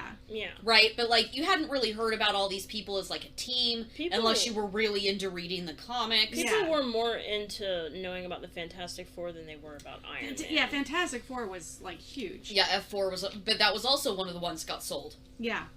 I feel like the only the reason they're doing Multiverse of Madness now is because that is the only way they can up the stakes and I even hope more. that is what they're going to do, is they're going to do it as, like, a reset so that we can just kind of... absorb some of these other properties into the MCU. And do them, like, it's one of those things where they're definitely doing it so that they can just do whatever they want now, and it doesn't have to connect to anything else. Instead of painting themselves into a corner with all this other stuff. Sure, which is fine, but at the same time, you also need a reset from the Infinity Saga, which we really haven't had yet. Like, you're kind of ramping up to it with Spider-Man a little bit. But, like, you can't get much bigger than Thanos and then the multiverse. Like, you can't really do... Like, what's bigger than that? Not much. Not much. So, like, it is, like, you know, it does... Thematically, it does hit me more like those old Chris Reeves Superman movies. Like, the first Superman movie... The big bad plot he's trying to stop is, like, Lex Luthor has an earthquake machine and he bought a lot of property, like, in Oklahoma or something, and he's trying to make a huge earthquake so that the western seaboard, like, breaks off, and so then all this property he bought is now oceanfront. Yeah. And it's worth a lot more. Like, this is his big scheme that Superman's stopping. I mean, it's kind of like that meme from that, like, book where, like, Lex Luthor stole 40 cakes. Yeah. But I mean, obviously, like, an earthquake on that scale would be devastating, right? Sure, like, if you think about it that hard, but these movies back then didn't really think through the stakes to the point where it's like, you have to think through everything when it's in, like, a giant interconnected universe, right? He's not trying to annihilate everybody on Earth, he's just trying to make his land worth more money. Yeah. Like, that's his ultimate goal. Yeah, he's just being a selfish douchebag. Yeah. You know? He's not, like, a genocidal maniac, you know? He's not yet. No, he's just a rich bitch who wants to be a richer bitch. Yeah. And then Magneto is the villain of this movie. He's ruthless, and he is willing to kill people to get what he wants, but ultimately, what he wants is for more mutants to be alive and not live in fear. Yeah. Like, you know what I mean? So, like, it's... And maybe a little bit of, well, now you get to see how it feels. Yeah. Shut up. And, like, the people who have, like, the real villainous intent, I mean, arguably... Or Senator Kelly, really. Yeah. It's like the anti-mutant people who are... trying to wipe out Yeah. a population. I mean, you don't really get into that real hardcore until Stryker, because then you really do start getting into how toxic, like, anti-mutant stuff is, and trying to remove this from people in your life, and how much that screws them up and screws you up. And, like, we'll get into that next time a lot harder, but it's like, nice. It's a nice place to start. Yeah, and it's a very very human stakes. It's something I don't know, I find easier to watch and enjoy than and the fights, there are action scenes, but they don't feel like they're on a timer. No. Like Avengers, like, it feels to me like watching it now, it's like they have an egg timer, and when it dings, they have to start fighting. Like, no matter what's going on in the scene. No, that's exactly how it felt when we were watching it too. Like, we paused right before the final fight started. There was 42 minutes left in the film. And there were other fights before that. Yeah. And and it was like every time you introduced a character, they had to fight somebody. Yeah. Even if it didn't make any damn sense for them to do so. Like, that whole Tony Thor fight, I kind of get the Tony Thor part of it, but to add Cap into that for no reason... Yeah.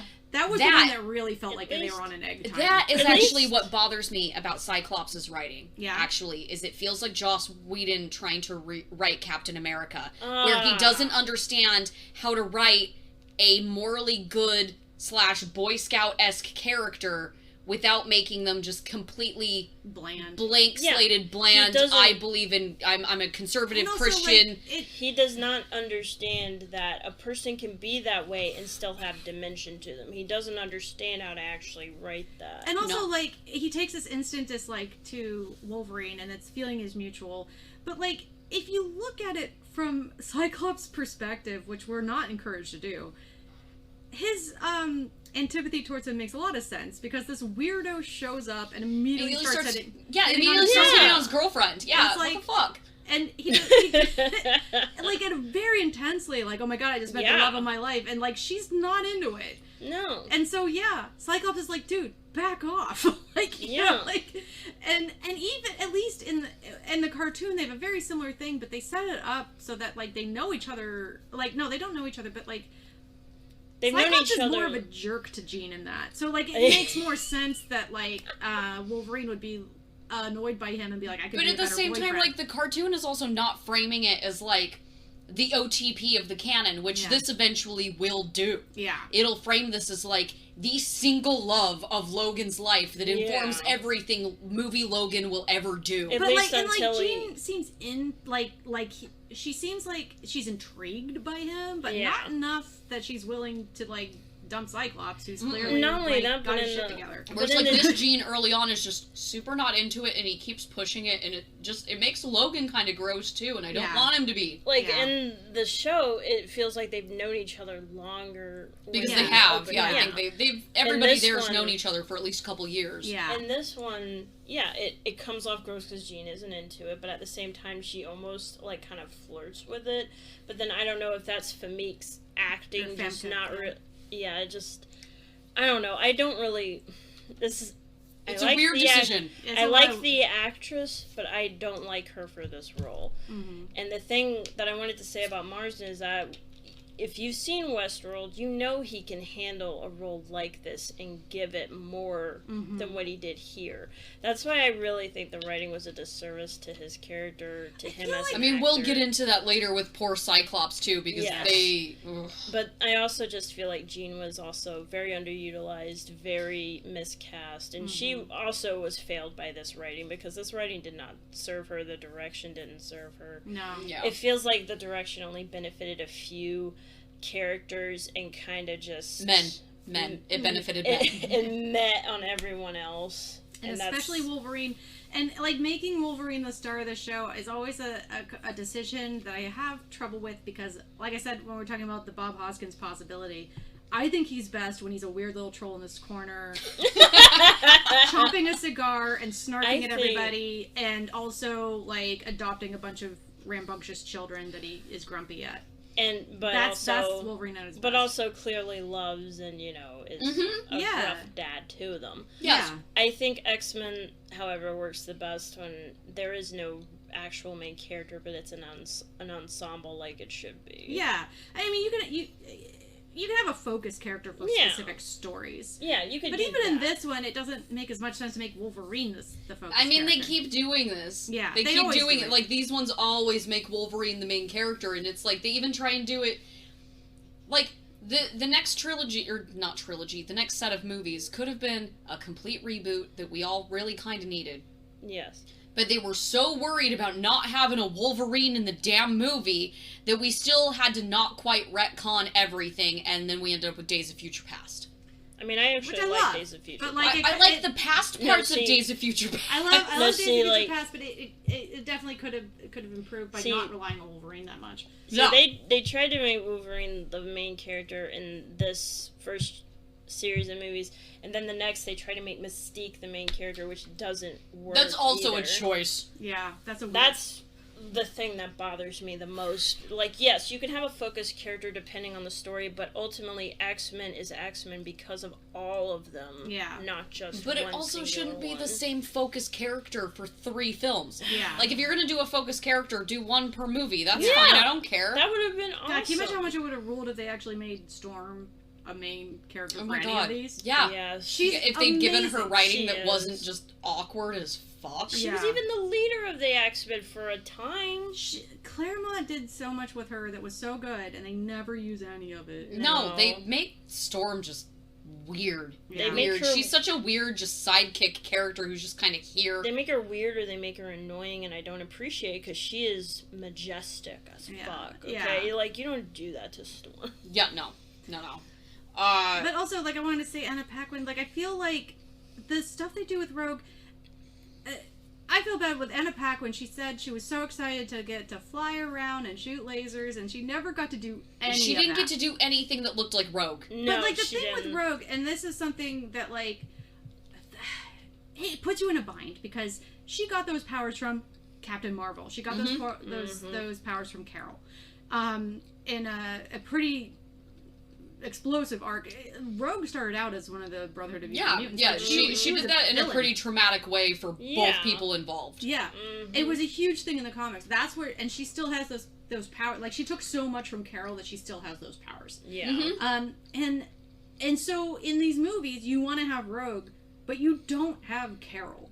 Where does she get those powers? You know what I mean? I mean, And you could just rewrite the character so that's just part of her mutation, I Yeah. guess. I You guess, know, like, but like it also or have like a different character who is not Carol, cough cough, yeah. and then just have Rogue siphon powers off from just this new character that you introduce For the purpose of Rogue for the killing purpose her. of giving her Yeah. this backstory, right? You could Yeah. have done that Yeah, you very could have done that. easily. Or you could have gotten away with it, I don't know, by not making her the audience XP intro character in the film and have that just be part of her backstory that we don't have to show. Like, Yeah. you could have easily had it set up to where she found her powers by kissing her boyfriend, freaking out, leaving, running into this mutant that she ends up absorbing these powers from, and then she runs into Logan and has to get to the school. Yeah. Like, that could have been her arc. That's Yeah. how you could have done it easily. Mm-hmm. Boom, And I I- fixed your movie for And you. I even I appreciate that she has this perspective of I am not comfortable with my powers because she kills people with them. Yeah. You know, sure.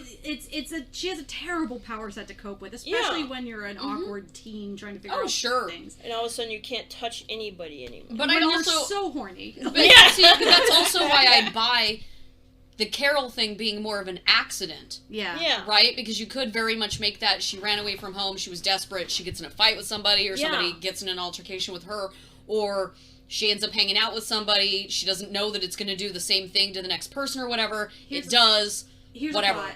In one of the attempts of Magneto trying to get her, he has somebody on his henchman team who's like that. Yeah. And in self-defense, she does it. Yeah, there and you then go. absorbs so much of it that it just sticks. And boom, there you go. There you go. Yeah. And then we wouldn't have had to take an hour and a half to get to Magneto taking Rogue for his Statue of Liberty plot. Yeah. I love it's in the Statue of Liberty. I Right? love that. I love Right? that set. We're back to Spider-Man No Way Home. That's There ain't my no dream. way home of them. Eric is the most dramatic bitch you know. Yes. He's gonna do it in the Statue of Liberty. He's so dramatic. To the UN. Yeah. To the UN. Like, He's so dramatic and he's so shady in this one too. Oh, I love it. Mhm. I love it. Yeah, he gets some great lines in the next one He too. does. Oh, he is that bitch. Mhm. oh, 100%. But yeah, there were things they could have done with Rogue that They could have. Like, I didn't. get why they started her where she is, and I get some of the complications they had with her, but I feel like they could have done different things with her. But I like it just required them being a little creative about how to do it. and I like her having like all of these people are adults. They're like really comfortable in what they can do. They work Unless as a you're team. Jean. Unless you're Yeah, but I mean theoretically, right? That's where she is at her. Yeah, her she's point. where she's supposed to be. Yeah. Yeah. So you have this kid who like is really struggling because that's part of the thing with the X-Men that I like is that a lot of them have powers that are really hard to deal with. Yeah, her especially, like, and she's surrounded, at least in this movie, by people who have, like, these really cool fucking powers. Yeah. They don't have ones that, like, really impede their lives in a significant way, unless you're Mystique, I guess, and walking around blue and naked. Again, why can't she have clothes? She's got bloobs. She doesn't seem to She doesn't care. need clothes. I mean, I know she doesn't care. She's emancipated. She's a free woman, but can we no, not make her a I would nudist? I would say not even that she's like emancipated or something. She just doesn't care about human society. Doesn't she She's say... so far removed. Like that's why I love that feral energy she has. She's so far removed. It like doesn't. She's like, So it makes whatever, sense deal. with this one, but it's and Doesn't to she that at point, one- it makes zero sense for Jennifer Lawrence to be like that. Yeah. If you're not going to play her that way, it makes zero sense to be But making also- Mystique, like, naked all the time. But also, yeah. doesn't she at one point be like, I don't answer that name, that's my slave name or something? Yeah, she absolutely does. Yeah. Yeah. So. Like, ooh. I'm not sure it was this movie. I think it's the other one. I think it's the second one. Yeah, I think it's the Yeah, second I think one. so. Yeah, but yeah, I feel like there were some decisions they made that I think make sense in the adaptation of it, but then they could where they start.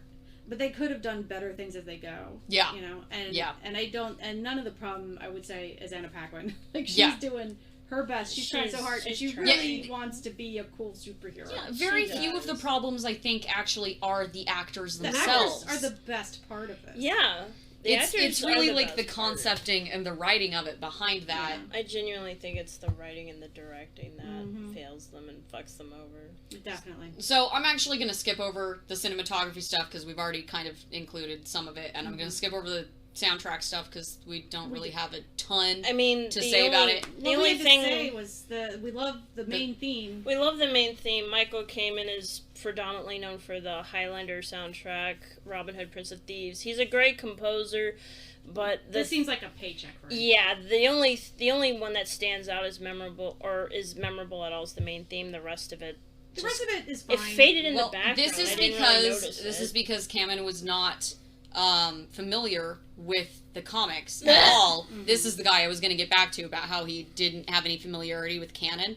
So he was really just trying to compose it based on what he was seeing in, like, the script. Yeah. Or from Singer versus, like, knowing the canon overall and knowing how to compose certain things for certain characters because you know the characters or whatever. He's just trying to compose for what he sees on paper, and some people haven't really liked that, but the theme is one of those iconic things that's just like, It is. you hit a good note, but the rest of it's kind of It's fine. It's not distractingly bad. No. which No.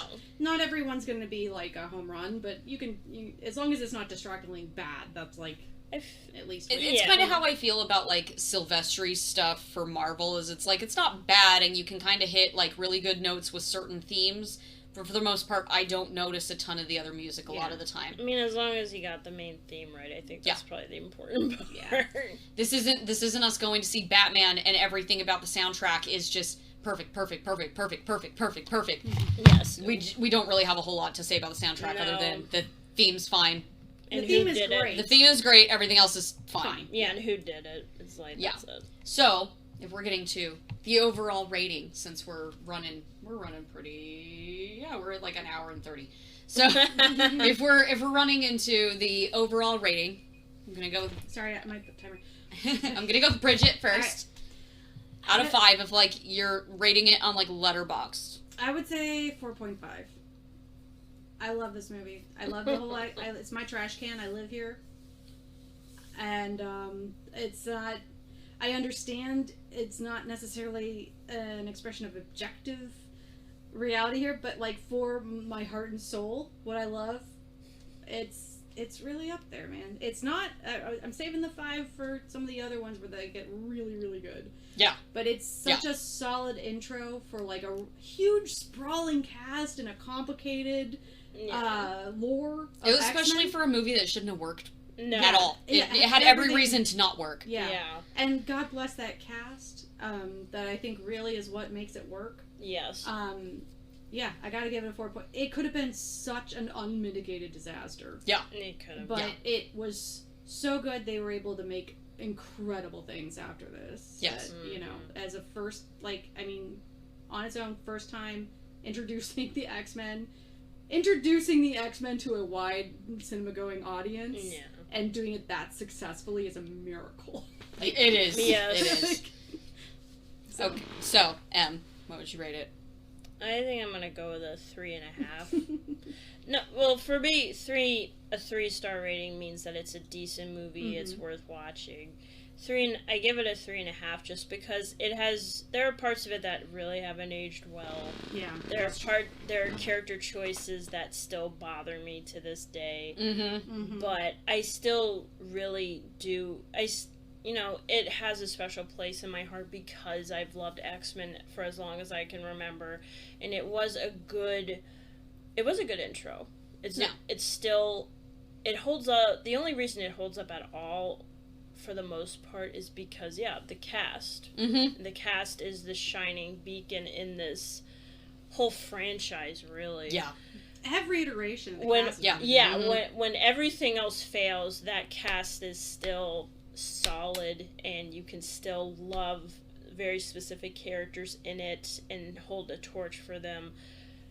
And this movie, it managed to do what no one expected it to do at the time. I don't think there'd ever been even an attempt at an ensemble comic book movie before this. Like all the rest of the ones were individuals. Yeah, they were like Spider-Man or Blade. Yeah, Yes, they had Spider-Man, they had Blade, or Punisher, but they had never done something like this before, and that's why I'm not giving it lower than that, because I do respect what it was able to do. I respect everything that it created because it actually succeeded. It's just some of it has aged poorly for me, and some of it still kind of irks me, but aside from that, I still think it's a pretty solid intro to X-Men, and I still really love the cast of it, so I'm gonna have the unpopular opinion here. Uh-oh. I rated it a 3. Oh. This isn't necessarily because it's bad, but it is for a lot of the reasons we've mentioned. Yeah. Because a lot of the character choices, even with the explanations that we researched today, I haven't understood them since the movie came out. Yeah. I still don't understand them. Especially with the way that it handles women, the way that Joss Whedon inserts himself in everything. Ugh. I can't really hold Bryan Singer against the movie because he does fine. I just have to separate him personally. I just have to separate him personally from the movie itself. So I can't really hold him against it in that capacity, is basically what I'm saying. I'll hold everything against him. Sure. But the special effects really didn't hold up. There are some things I really, really love about it, and that's why it's middle ground for me. Yeah. But when you get into some of the other X-Men movies that show you what this canon can be when it is running on, like, all cylinders, that's why this one is lower for me. Yeah. This isn't, like, where I'd rate, like, the lowest of the low. This is still, like, a really decent movie overall. There are just... Yeah. It's really dated. It's very dated. Like, there was a point where, like, Singer didn't want to add, like, songs into the soundtrack because he didn't want to date the movie, and I'm sitting here like, bro, you did that with the costume design alone. Yeah, the costume design alone. The production design, the costume design, the CGI. All of that dates it. Yeah, like, I used to watch it all the time, but at the same time, I also remember really liking certain things better. Yeah, you actually were talking over lines in the movie. Yeah, I was like, I know like certain parts of this movie by heart because I've seen it so much. And I had to tell you to stop. I want to hear Halle Berry's shitty accent. Which again, I'm not sure that's necessarily Halle Berry's fault. But yeah, that's really where I leave it. It's like it's okay. I still really like it. I understand that it's iconic for where it is and what it did. But I still like other things better. Yeah, that's there really are definitely other installments that are much stronger than this one. But I definitely think the nostalgia factor of this being like the first X-Men film attempt and it actually hitting that stride. Oh yeah, out, yeah. I think that definitely plays a part in still liking it at all. Oh, for sure. And it is actually iconic, unlike some things where people argue it's iconic and it's not as much. This is the iconic Marvel movie because it started the whole iconic Marvel movie. Blade. I think Blade predates it, doesn't it? Blade 99? Blade does predate it, but it was not nearly as successful. Blade was also one of those, it's kind of like the X-Men, where the second one was more highly regarded for both of them. There's also... Some motherfuckers always trying to ice skate uphill. Everybody loves that line, though. I quote that line all the time. And Donald Logue! But see, that's the thing, though, is that Blade... My husband had a crush on Brian DeRoof in that movie. That's the thing, is that, Blade, by comparison to X-Men and Spider-Man, was more obscure than either of them. Yeah, so way more obscure. It's one of those that I didn't even know it was a comic book movie for the longest time. I just thought it was some random vampire movie. A lot of people didn't know that was actually one of the first Marvel movies. Yeah. But, I would say, Wesley Snipes is so good in that. Anyway. Yep. So, that's where we're at with this one. Yep. So... Thank you for listening to this episode of FANSPLAINED. If you enjoy what we do, consider donating on Ko-fi. Everything we make goes right back into the production quality of the show. We appreciate all of our subscribers and everything you do, and we're thankful for anything from Hulk smashing that like button, which really doesn't work in this context, to your questions and comments on each episode, and especially sharing the show with your friends. FANSPLAINED is a weekly media criticism and deep dive podcast, and we are currently still working our way through the Marvel Cinematic Universe's multiverse. Yes. We're also scheduled to cover Cyrano within the week, because we just saw it today. Yep. And we'll return next week with our regularly scheduled episode covering X2 and X-Men The Last Stand, in which Bridget will join us again. And do you want to tell everybody again where they can find your other stuff? You can find, it's not on YouTube, but other places you find podcasts, like Apple Podcasts, Applecast, whatever they call it now, Google, Spotify? I don't think we're on Spotify, but Pocket Casts, and whatever pod feed you're using. Olympic Size Podcast, the unlicensed, unofficial, unaffiliated with the IOC True History of the Olympics. I also did a guest spot on Lena Watches 20 Seasons of Law and Order for a Bit. Oh my god. Which is fantastic. My friend Lena's doing it after I told her that it was the stupidest thing I'd ever heard of, and that the first 13 seasons are hard to find. She interpreted that as a challenge, and now she's watching 20 seasons of Law and Order as a bit. I love it. I was on one episode. I hope to be on more because it's probably the most fun I've had in a while. They're short. Okay, but is she actually gonna watch all the other iterations of Law and Order too? Or just Law and Order? I think she's going through the OG. Okay. If it's a big hit, maybe she'll do the others. But right now, she's just focusing on OG. If it's a big hit, she should do SVU. Oh God, SVU. That's like another 25 I seasons. know. And then do Criminal Intent. I told her I calculated how many years it would take her to do this, and she's like, "Don't tell me. I will quit." Anyway. So, you can find our updates here on YouTube as well as on Twitter and Ko-fi at FANSPLAINED. If you want more of our conversations on the MCU and other fandoms, you can subscribe to our channel and hit the bell for new episode notifications. So until next time, Salt Shakers, this has been Ryan. And M. And Bridget. With the FANSPLAINED podcast, and we'll see you next week. Alright, that was a